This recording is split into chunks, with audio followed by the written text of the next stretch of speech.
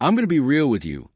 Everything around the New York Knicks right now eventually circles back to one name, and if you're not building around him properly, none of the rest of this conversation even matters. That name is Jalen Brunson. And if you're a Knicks fan, you already know the uncomfortable truth. This entire championship window, everyone keeps talking about only exists because of what he is doing on the court every single night. But instead of treating that like the foundation it is, the franchise keeps drifting into these draft night debates, salary cap calculations, and long-term projections that feel like they're happening in a different universe than the one Brunson is currently carrying them through.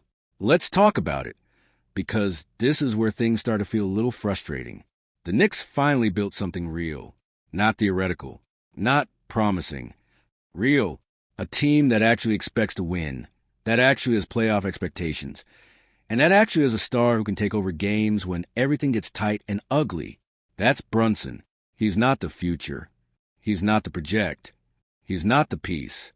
He is the system. And yet, every offseason conversation still somehow spirals into how the Knicks should use draft picks 24, 31, and 55, or whether they should move down, or whether they should accumulate assets for some vague future move that may or may not even matter if the present isn't handled correctly. And I'll be honest with you as a fan watching this unfold. It gets tiring. Because when you finally have a guard like Brunson, you're not supposed to be guessing what the identity of your team is anymore.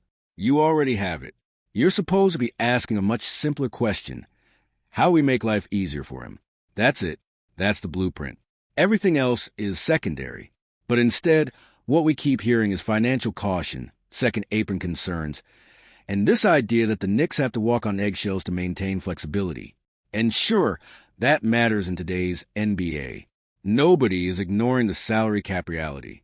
But there's a difference between being responsible and being paralyzed by planning. Because right now, the Knicks aren't a rebuilding team trying to figure out who they are. They are a team that already has a leader, already has an identity, and already has proof that they can win big games when it matters most. And again, that brings us right back to Brunson. When things tighten up in the playoffs, when possessions slow down, when defenses lock in and every dribble matters, that's when he shows you exactly why this whole era exists. He doesn't disappear. He doesn't defer. He doesn't wait for the game to come to him. He takes it. And that's what makes all this draft night noise feel so disconnected sometimes. Because while the front office is thinking about developmental timelines, Brunson is actively in the middle of proving the timeline is now, not next year, not in 2 years. Now. And that's where the tension really comes in for Knicks fans. Because on one hand, you have a front office led by people like Leon Rose and William Wesley, who have clearly made smart, calculated decisions that help build this roster into a contender. Nobody can seriously deny that progress anymore.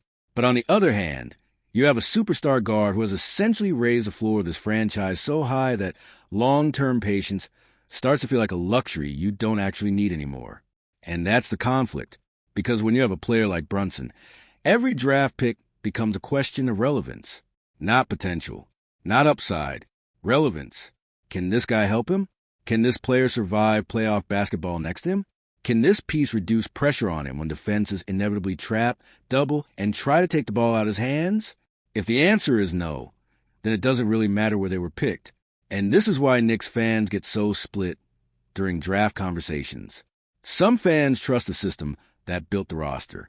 Others look at Brunson and think, why are we still experimenting when we already have a guy who can win games right now? And honestly, both sides are reacting to the same truth. They're just looking at it from different angles. Because Brunson changes expectations. Before him, the Knicks were searching for stability. After him, they're expected to compete. And that shift is not something the franchise can casually walk back from, even if they try to frame every decision as part of a longer strategic arc. Let's be blunt here. Stars like Brunson don't come around often for franchises like this. And when they do, the entire organization is supposed to bend toward maximizing them, not bouncing around them.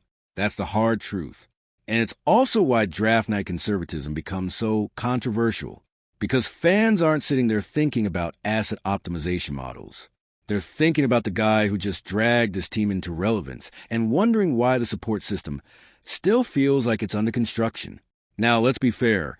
This front office has made aggressive moves before. They've shifted contracts. They've maneuvered trades. They've cleared space. And they've built a roster that is legitimately competitive. But success changes the standard. And Brunson is the reason the standard changed. So now, even good decisions can feel incomplete if they don't directly reinforce what he does best. Spacing, shooting, defensive support, secondary creation. Those are the categories that matter now, not abstract future flexibility. And here's where I get a little fired up, because if you're watching this team closely, you can see it clearly. The Knicks don't need theoretical upgrades anymore. They need functional ones. Players who fit next to Brunson in high-pressure moments. Players who don't shrink when the playoffs arrive. Players who understand that in this system, the ball is going to live in one place when it matters most. And if you don't have that, no draft grade in the world is going to save you from disappointment in May and June. That's the reality. And I need fans to sit with that for a second, because this is where expectations and execution collide. The Knicks are no longer in the hope he develops phase. They're in the can we maximize what we already have phase. And that phase is a lot less forgiving. So when draft night rolls around and you hear all the talk about moving picks or trading down or stockpiling assets, just remember what the actual priority should be. It's not complexity. It's clarity. Build around Brunson. Make the game easier for him. Give him spacing. Give him options. Give him support, so he doesn't have to turn every possession into a survival test. Because if you do that, everything else starts to fall into place naturally. And if you don't, you risk wasting what might be the most important era of Knicks basketball in decades. And I don't say that lightly, because this isn't about hype anymore. It's not about potential contenders. It's about a team that already proved it can compete at the highest level when its leader is at his best. And that leader is Brunson. So here's where I want to hear from you. Seriously, drop a comment and tell me this. Do you think the Knicks are fully committing to building around Brunson the right way, or are they still getting too caught up in draft strategy and long-term planning? And don't just scroll past this. If you're a Knicks fan, hit the like button, because this conversation only gets louder the closer we get to draft night. And if you want more honest breakdowns like this, no fluff, no recycled takes, just real reactions to what's actually happening, subscribe to Knicks News, because this story isn't about picks. It's about a point guard who already changed everything, and whether the organization is going to match his urgency before the window starts closing. And right now, that question is still wide open.